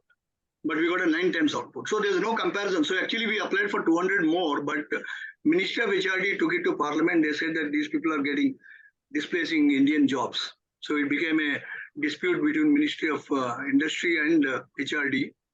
And they allowed us to keep these 200 people, but not more.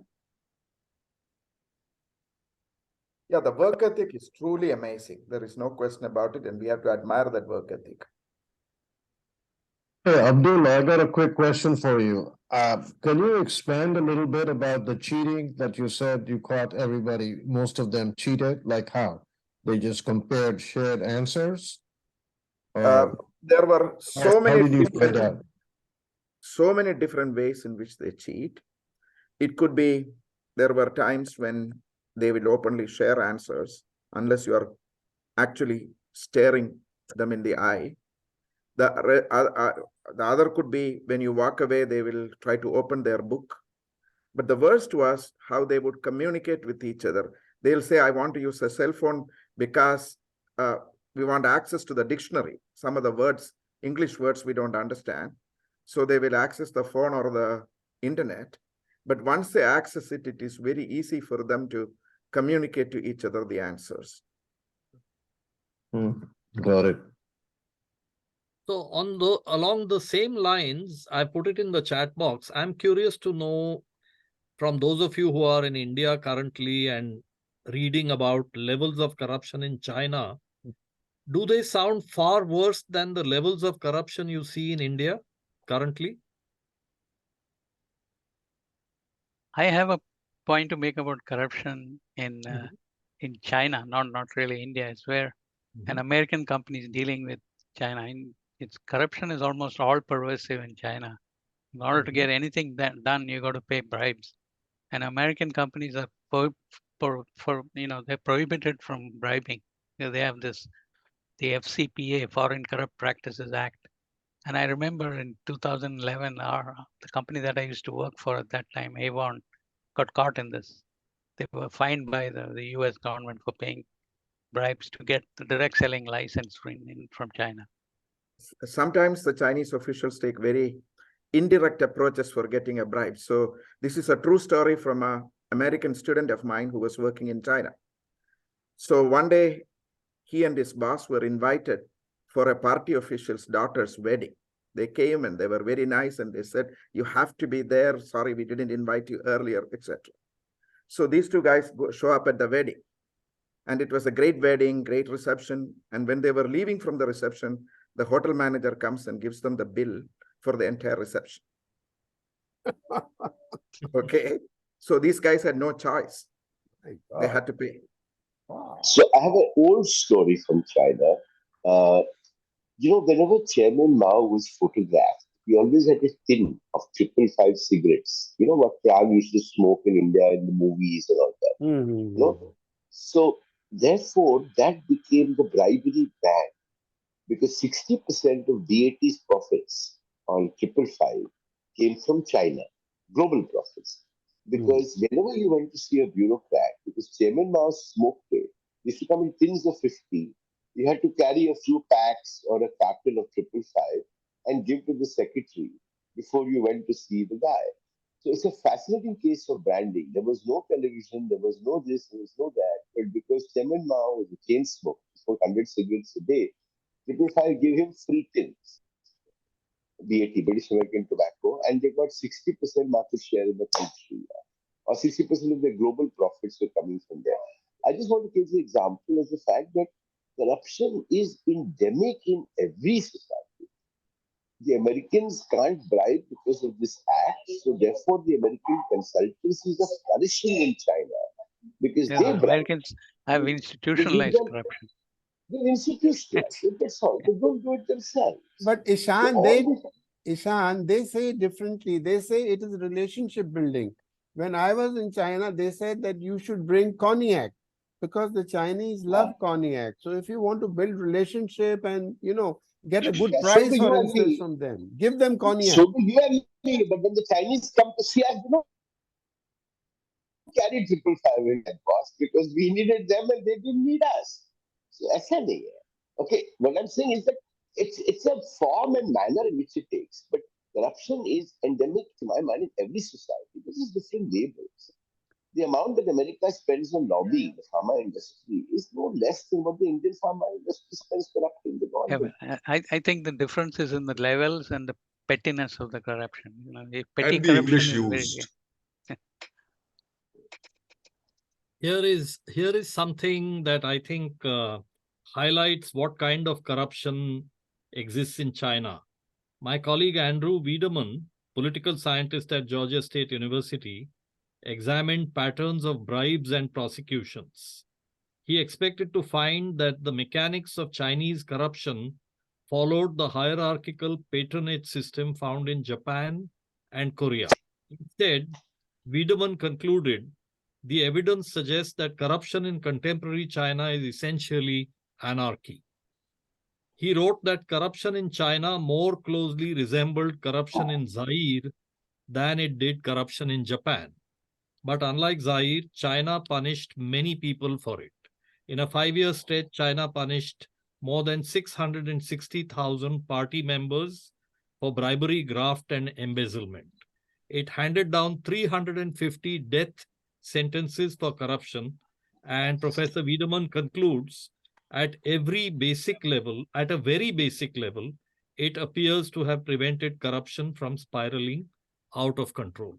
Do these numbers strike you as harsh punishments or minuscule compared to the population and the level of corruption in China? Corruption has definitely been brought down.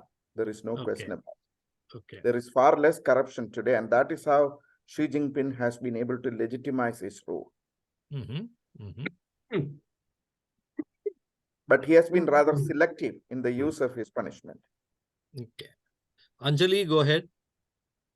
No, I was just repeating what Abdul has just said, that he's been selective. He's taken the others and punished them, not his own people. Right. Exactly. Okay. Any other last thoughts? It's getting way past our 90-minute session time. Yeah. It's been a fantastic session, but yes. There's just a book called Surveillance Capitalism. Yes, Susanna Shubaf, right? Yeah. Ishan, put yourself on mute. And yes, Abdul, and that's a book that you guys might like to read, because the danger of the surveillance that China is subjecting its citizens to, the authoritarianism.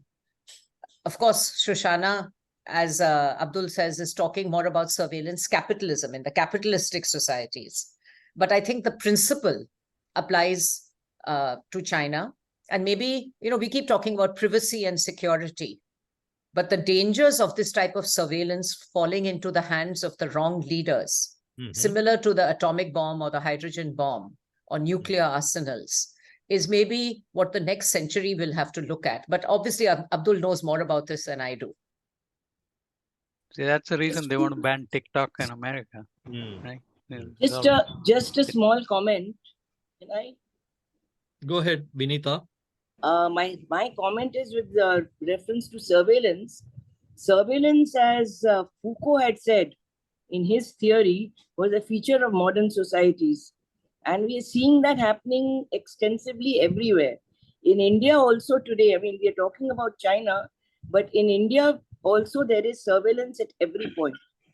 India It is has not definitely devoid of. increased. With the Aadhaar card and so on, it has increased. Yes, Definitely. so I mean, everywhere it is there. If I speak today, people are scared to speak because we feel that if it goes against the government, you can get arrested. It's no less over here. I mean, okay, Yes. maybe I don't know So, that much. no, but it is. I That's a 100% agree surveillance with. state. I'm going to leave right now, but I want to just interject. I 100% agree with Vinita that the fear of reprisal has, to a certain extent, stifled Indian society. And we feel a little worried whether media is actually being monitored, whether the government is actually looking out for you. There's a pervasive mental fear about it. But I disagree about the Aadhaar card. I don't know how many of you have ever used, you use your Aadhaar card to enter the airport, but nothing is captured, nothing is monitored. So the Aadhaar card itself does not give rise to surveillance. The Aadhaar system itself does not give rise to anybody being able to watch over you. Because actually, it is only when you put your finger on the Aadhaar card and the biometrics are done, and that maybe I've done 5 or 6 times in my entire 10, 15 years of holding an Aadhaar card. There's no surveillance like there is in China. The biometric surveillance in China is at an entirely different level. The UK surveillance, the magnitude of UK surveillance, the cameras in the UK, in the US. I mean, how did they capture those guys who did the Boston Marathon issue? The level of surveillance in the world is at a different level. Our country in India doesn't yet have it, but it's going to come. So Anjali, I'm going Anjali, thank you. But Ambuj has been waiting for a long time to ask a question. So I'm going to interject. Ambuj, go ahead. This question is for Abdul. Basically, given, first, just a comment. If anybody compares India with China, I think it's a non-comparison. We are not there. If anybody thinks that China will come down to India's level, forget it, not happening. My question to Abdul is that in my opinion, the China's rapid economic growth started with the country opening up, providing the infrastructure, and then the hard work and entrepreneurship of its people. Correct. Now with the kind of, and of course, aided by corruption, attitude, disdain for laws, not spending money on pollution control, and stealing technology, forgetting about intellectual property rights of the West, displacing foreigners who set up factories with them, and then kicking them out and just usurping the whole thing. So all that is what's set it up. But today it's a rapidly growing economy with excellent infrastructure. Absolutely. Now the same people who made it so successful are under pressure. They are under surveillance. They are in fear, as you described, and it's going downhill. How long do you think it will take for this to really severely impact the Chinese economy? Go ahead, Abdul. My guess is it will take 5 to 10 years for that impact to be felt. So the most admired people in China during the last 5-6 years were people like Jack Ma and other entrepreneurs. All of them have been essentially silenced, made to disappear. So motivationally, this is going to have tremendous impact on the younger Chinese who want to do things on their own. They would rather settle for the safety and security of a salaried job than take on the kind of risk they were encouraged to take before. So this is going to have a negative impact. But I think since the China already has a certain kind of momentum, for it to slow down itself, it will take time. So my guess is it will take 5 to 10 years to have an impact. As early as 5 years? Yes, it could happen. It could happen. Thanks. And I could be completely wrong. I'm no expert, okay? No, I think Ambuj, I agree with Ambuj because Ambuj has traveled extensively in China that most of us should know, and he has dealt with them. So I agree with many of Ambuj's comments that China is on a very, very strong wicket now. Very strong. Diva had asked a question about the demographic dividend and the impact on, their lack of adequate people and what's it going to do and how is China. I don't think that's going to affect China at all.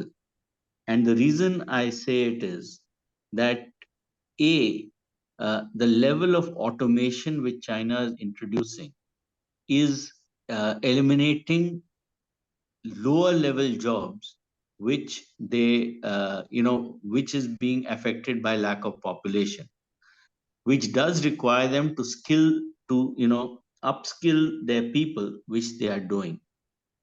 The second thing which it's going to do is China itself is moving away from lower value added goods like cheap textiles, right? I know all the textiles you get in here in the US are made in China. But what China is progressively doing is shifting these industries to Chinese owned companies in Vietnam, Indonesia, and Bangladesh.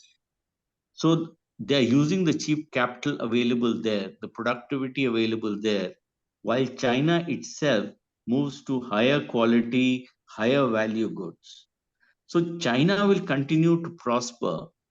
And while on paper, the numbers will look different, but effectively China's control on global manufacturing, at least for some time, will remain. Let me give you an answer. Go ahead. Go ahead. Sorry to interrupt. I was just trying to respond to Ambuj. One way it's going to affect is it is increase the cost that the state has to give to administer welfare benefits to aging population. It may not affect the labor, but it will affect the cost to the state. You're right. Yeah. Another parallel you can see is with Japan. In the 1980s, Japan seemed unstoppable in terms of leadership in manufacturing. But Japan has slowed down significantly since then. It's not like they have economically gone down, but they have slowed down. They are not the juggernaut they were once. A similar thing could happen to China, more like Japan, It's already slowing down. Correct. Yeah. But So whether it's temporary or not, you don't know. It's not, Japan didn't go into an economic disaster or anything, but definitely the trajectory. It is a kind of disaster, a country that has grown for 10% a year, now it's 5%. So it is, to them, it's a disaster. Has become bigger. The base has become bigger, so it's difficult to maintain the same growth. But it definitely, they are slowing down. Yeah, I think Raja mentioned that at the individual of the household, each kid now is responsible for 2 parents and 4 grandparents. Yeah. And that's where it's heading. Right. That's where it's heading. Still, family, the state provides safety net and all that. But like Eastern cultures like ours, it's very much revolves around the family and so on. So I think that will have ongoing effect of, the one child that will, that's a gift that will continue to give for another few decades. Great discussion, guys. We are past midnight. For you guys, it's already 1 o'clock. Yeah.